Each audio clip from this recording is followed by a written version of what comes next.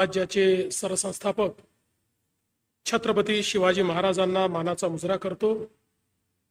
भारतीय राज्यघटनेचे शिल्पकार भारतरत्न डॉक्टर बाबासाहेब आंबेडकर यांना मानवंदना अर्पित करतो। आणि आज संविधान उद्देशिका पार्कच्या उद्घाटन प्रसंगी आपल्या सर्वांना मार्गदर्शन करण्याकरता या ठिकाणी लाभलेले, आपल्या सर्वांकरताच भूषण असलेले सर्वोच्च न्यायालयाचे सरन्यायाधीश आदरणीय भूषण गवई साहेब, आपले लाडके नेते आदरणीय नितीनजी गडकरी, पालकमंत्री चंद्रशेखरजी बावनकुळे, ज्यांनी 2020 ची बॅटिंग केली ते संजय शिरसाटजी,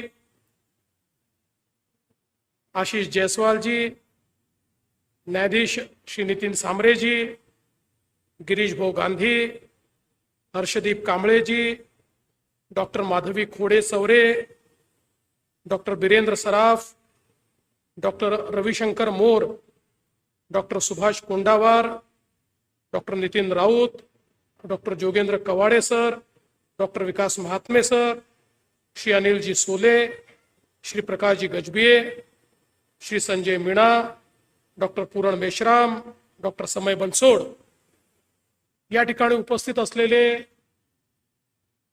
बॉम्बे हायकोर्टचे सर्व सन्माननीय न्यायमूर्ती, माजी न्यायमूर्ती, उपस्थित असलेले सन्माननीय कुलगुरू, सर्व या विश्वविद्यालयाचे प्राध्यापक, नागरिक आणि विद्यार्थी भगिनी आणि बंधूंनो, सर्वप्रथम आपल्या सर्वांच्या वतीने मी भारताचे सरन्यायाधीश आदरणीय भूषण गवई साहेबांचं नागपूर नगरीमध्ये आणि या आपल्या विधी महाविद्यालयामध्ये मनपूर्वक स्वागत करतो। आणि आम्हाला सर्वांना या गोष्टीचा अभिमान आहे की सर्वांना आपले वाटणारे असे गवई साहेब आज सर्वोच्च न्यायालयामध्ये सरन्यायाधीश म्हणून अतिशय चांगल्या पद्धतीनं जबाबदारी सांभाळत आहेत। या गोष्टीचा देखील अतिशय मनापासून आनंद आहे की ज्या महाविद्यालयामध्ये भारतीय संविधानाचे धडे आम्हाला मिळाले, संवैधानिक मूल्य आमच्या कृतीमध्ये ज्या महाविद्यालयामुळे रुजले, त्याच महाविद्यालयामध्ये अतिशय सुंदर अशा प्रकारचा हा संविधान प्रस्ताविका पार्क किंवा संविधान उद्देशिका पार्क या ठिकाणी तयार झाला। अतिशय सुंदर अशी भारतरत्न डॉक्टर बाबासाहेब आंबेडकरांची मूर्ती ही देखील या ठिकाणी तयार झाली आणि आज त्याच्या उद्घाटनाकरता माननीय सरन्यायाधीश महोदय या ठिकाणी उपस्थित आहेत। त्यामुळे नागपूर विद्यापीठाचं, आपल्या विधी महाविद्यालयाचं आणि विशेषतः ही जी काही गिरीश भाऊंच्या अध्यक्षतेखाली समिती तयार झाली होती, या समितीचे मी मनापासून अभिनंदन करतो आणि आभार मानतो की अतिशय सुंदर अशा प्रकारचा पार्क या ठिकाणी तयार झालाय। आपण सगळे लोक जाणतो की भारताचं संविधान हे जगातलं सर्वात सुंदर संविधान आहे। कारण हे संविधान तयार करत असताना भारतरत्न डॉक्टर बाबासाहेब आंबेडकरांनी जागतिक मूल्य आणि शाश्वत भारतीय मूल्य यांची अतिशय उत्तम सांगड घातली आणि भारतीय समाजाला योग्य दिशा मिळेल, या ठिकाणी समतेचं आणि न्यायाचं राज्य स्थापन होईल, सर्वांना संधीचा समान अधिकार असेल आणि कुठेही डिस्क्रिमिनेशन होणार नाही, अशा प्रकारचं संविधान हे भारतरत्न डॉक्टर बाबासाहेब आंबेडकरांनी तयार केलं। आणि हे संविधान कितीही मोठं असलं तरी त्याचा एसेन्स हा या संविधानाच्या प्रास्ताविकेमध्ये, उद्देशिकेमध्ये आपल्याला पाहायला मिळतो। आणि या उद्देशिकेने जो मार्ग दाखवलाय त्या मार्गावर देश आणि समाज चालला पाहिजे, याकरता एक प्रकारे जी मूल्य तयार झाली ती मूल्य म्हणजे आमचं संविधान आहे, तो कायदा म्हणजे आमचं संविधान आहे, तो मार्ग म्हणजे आमचं संविधान आहे. आणि म्हणूनच भारतीय संविधानाच्या अमृत महोत्सवी वर्षामध्ये अशा प्रकारचा पार्क तयार होणं हे देखील अत्यंत महत्वाचं आहे.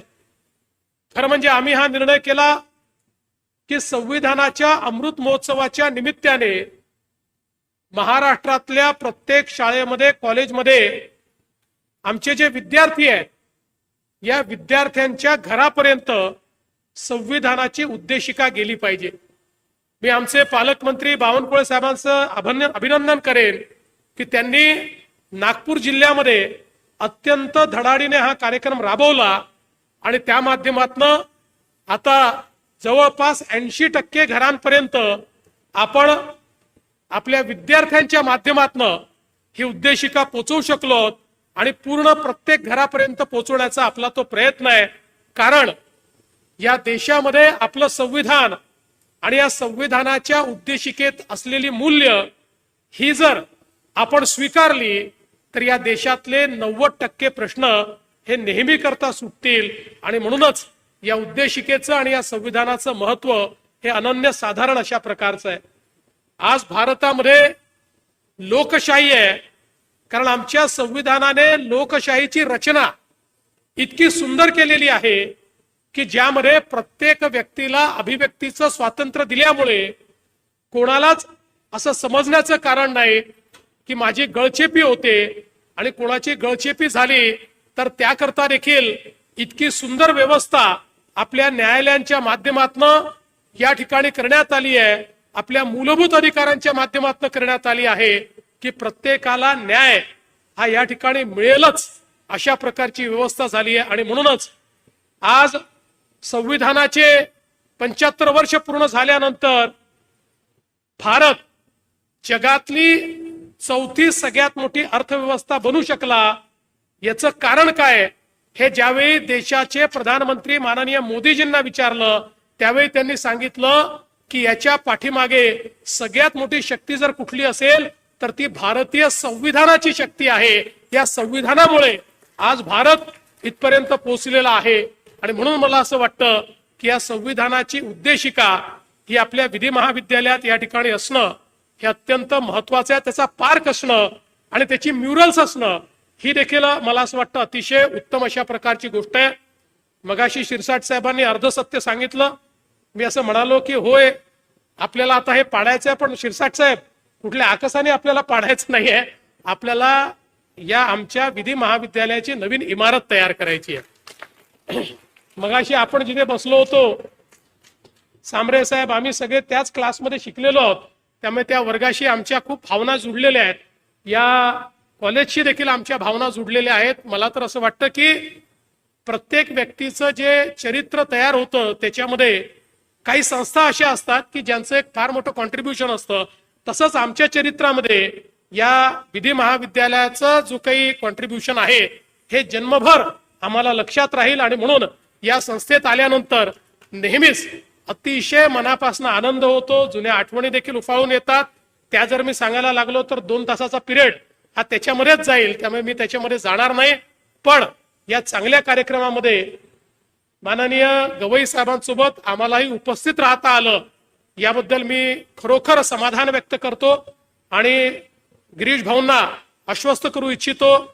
मी असेन, बावनकुळे साहेब असतील, शिरसाट साहेब असतील, आशिष जयस्वालजी असतील, आम्ही सगळे किंवा गडकरी साहेब असतील, आपण याचं जे स्वप्न पाहिलेलं आहे ते पूर्ण करण्याच्या दृष्टीने आणि भविष्यातही हे उत्तमच राहिलं पाहिजे या दृष्टीने आवश्यक त्या सगळ्या गोष्टी निश्चितपणे या ठिकाणी करू हा विश्वास आपल्याला देतो आणि माझं बोलणं संपवतो. धन्यवाद. जय हिंद, जय महाराष्ट्र.